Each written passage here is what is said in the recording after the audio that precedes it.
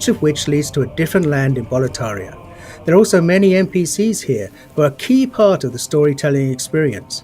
We were lucky enough to bring back many of the original cast to take on their iconic roles. Now let's enter the first Archstone, the Archstone of the Small King, and start our journey at the gates of Boletaria.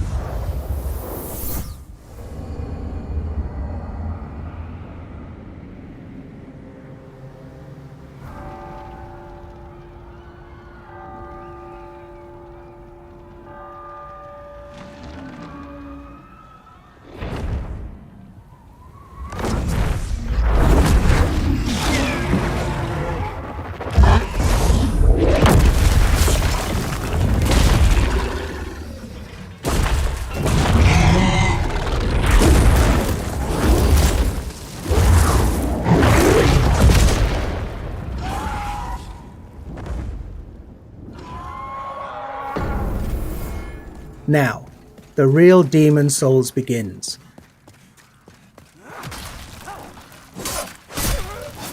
Attacking, blocking, and dodging all use stamina, so the player must always consider where they are, what they're facing, and what their foes are capable of. Now, these dreglings aren't particularly daunting, their patterns are relatively simple, and their attack ability somewhat limited. Still, even these earliest enemies can pose a threat if the player loses focus.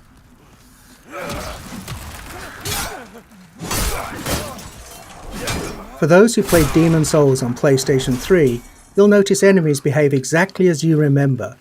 Though you can play at 60 frames a second in performance mode, and animations have been completely redone, combat timing is just as it was. We're actually using original code for these core gameplay pillars, the untouched essence of the game around which everything else has been beautifully remade.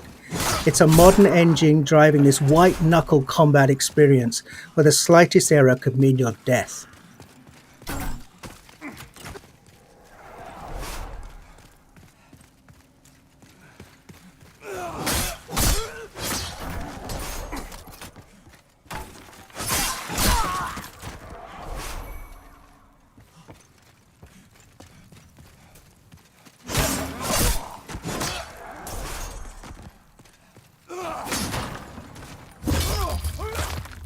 We're playing in performance mode, which targets 60 frames a second, running at a beautiful dynamic 4K. There's also a cinematic option, that's an even more vivid native 4K, targeting 30 frames a second. Whether your preference is fluidity and responsiveness, or simply the most detailed possible experience, the game is a feast for the senses on PlayStation 5.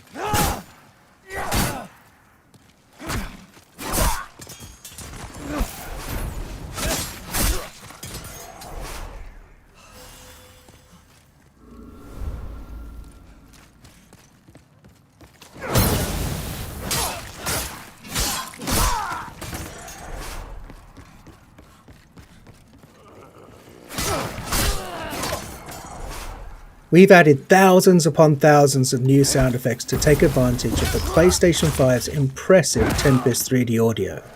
Now you can hear Imperial spies in the Palace of Boletaria creeping up behind you, or a creature slithering out of the slime in the Valley of Defilement far below. Now you can experience this stunning world in 3D audio just by connecting a headset. We're also really excited about the DualSense wireless controller's haptic feedback. We wanted to make combat feel grittier and darker, so this is the perfect way to feel steel clash against steel, or the crackle of a fireball in the palm of your hand before you cast it at your enemies.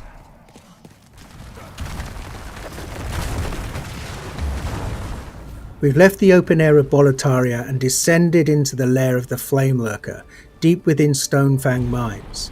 Flame Lurker is one of the most beloved of all of the Demon Souls bosses, and here he's brought to life in amazing detail. The real-time lighting and incredible particle effects, as well as a deadly redesigned arena, all culminate in a spectacular battle set in a world of fire. And the music here as you battle Flame Lurker is one of many incredible tracks created for Demon Souls.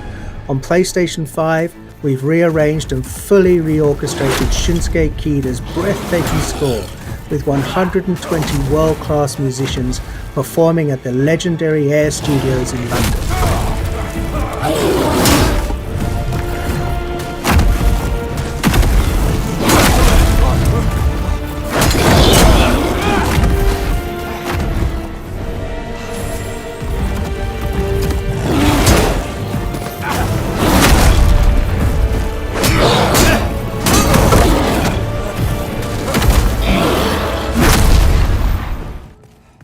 The Tower of Latria, this is the first part of the third Archstone, is truly one of the most unforgettable areas in Demon's Souls. It's so haunting and claustrophobic. It's rife with detail and countless nooks and crannies. On PlayStation 5, we've radically increased the object density.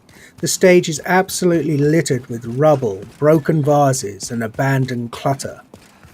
It's an amazing set piece for enemy encounters. These mind flayers, for example, cast glowing projectiles down long corridors. For all of the added or enhanced effects like these, we've endeavoured to strike a balance between dread and beauty, echoing the tragic fall of the once glorious but now doomed Kingdom of Boletaria.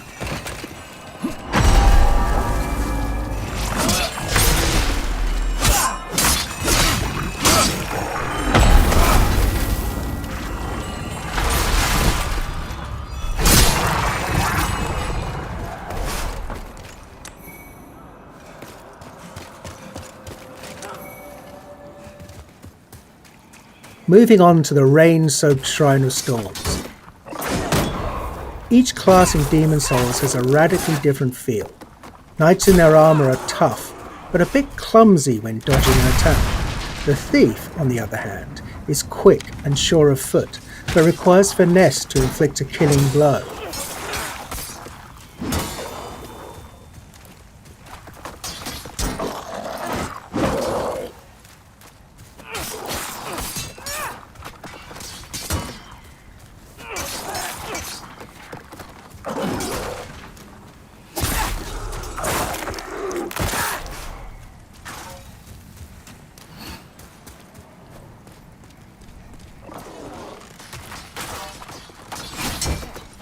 Veterans might have noticed that we've added new animations for all weapon types. Of course, we made sure to match the timing and feel of the original attacks. It's a small change, but it helps make each weapon choice feel a little bit more unique and makes the thrill of landing a perfect backstab all the more satisfying.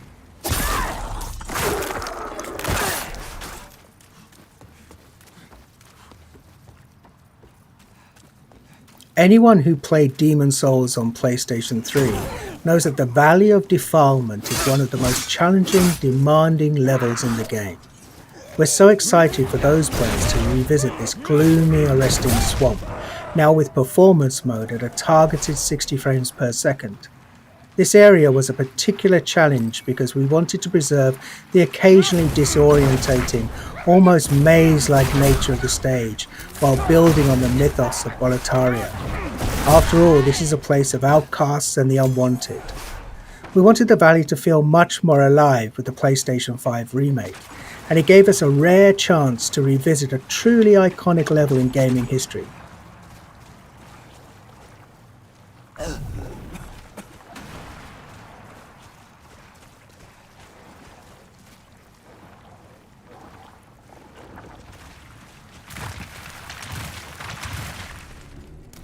And before we wrap up, here's a first look at the Dirty Colossus, a nightmarish mishmash of detritus that's been discarded from above. Your best bet for success here is to keep your distance and time your attacks carefully, and use a weapon that can burn through this toxic monstrosity.